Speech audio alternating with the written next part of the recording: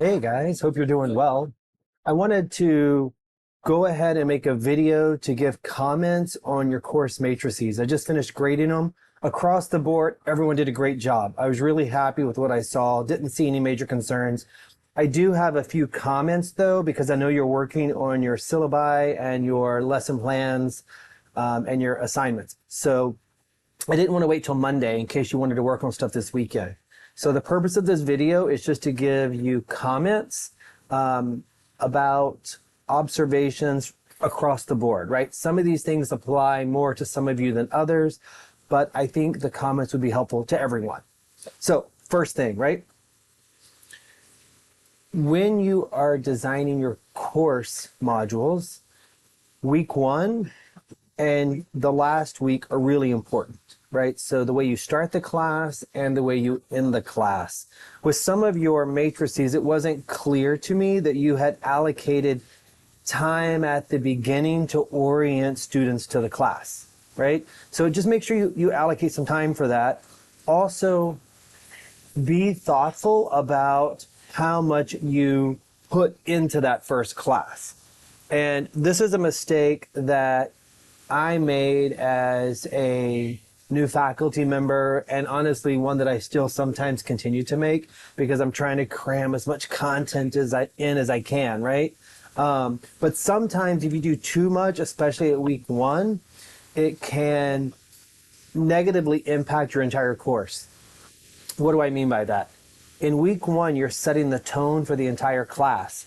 And if you freak out your students in week one, if they feel overwhelmed or intimidated or scared, then that energy is going to follow all semester and it's hard to overcome it.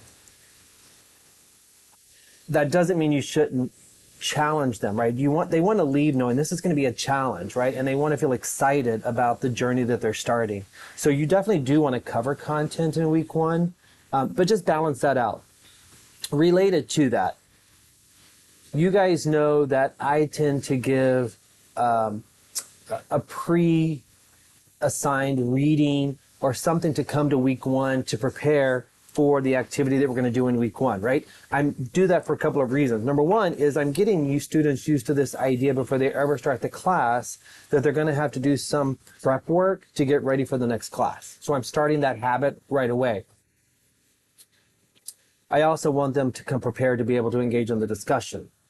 However, be careful with giving too much, especially week one. After week one, you guys know I pile it on, right? And probably to a fault, right? Like, let's be clear, I'm not always the best example there. But let me talk about my strategy a little bit. So in week one, I do tend to give a reading to get students prepared for the discussion we're going to have. Be careful about giving too much in that first week for the same reason we just talked about. You don't want to scare or intimidate them when they walk in the door. You want them excited and to feel challenged. In this class especially, you guys know I give a ton of readings and a ton of videos to review, etc., right? I feel comfortable doing it in this class because I tell you up front that I'm essentially creating a resource library for you and that you're not expected to learn everything in it, right? It's not a memorization course. It's an exposure course where I'm just exposing you to ideas and giving you resources and tools just to throw into your toolbox so you have them. So the way I set it up is hopefully not intimidating or scary to his students, but like, man, these are really great resources. I want to save all of this stuff and use it, right? So the way you set up these tools that you're giving students and the assignments you give them out of class make a difference. If I had told you guys that you need to read everything that I assign to you and be ready to discuss it in depth and that I was going to use a Socratic method and we were going to quiz you on it and do all these intense things, right? That would be a very different level of anxiety than the way, hopefully, I set it up, right, for you. So that's a thought there. A couple of other things. When you are organizing your learning objectives within each module, consider organizing those learning objectives from those that are lower on Bloom's to those that are higher on Bloom's, right? So within Bloom's, we have these action verbs, and then so there's like the columns with all the verbs, and then we go from less complex to higher up the pyramid, right? Organize your learning objectives from those that are from lower to higher, and also across modules. Early on, your students are more likely to be lower in Bloom's, but as the course progresses, they should be higher in Bloom's. One of the things that I was looking for is by the end of your course, I wanted to see some higher level learning objectives, higher level verbs, because you should be getting to the point by the end where you're assessing competency mastery, or what we might call skill mastery, right? Same thing. And so if you're at that higher level, then we should see things like apply and create, for example, right? So something to consider when you think about your learning objectives. If you are using section dividers, you can. You don't have to. If you're not going to use them, get rid of them. But if you are going to use them, then make sure that you only have like one section goal for each group of modules. If you only have one module, you don't need a section goal, right? The section goals are when you have groups of modules. So something about section goals. A couple of more things.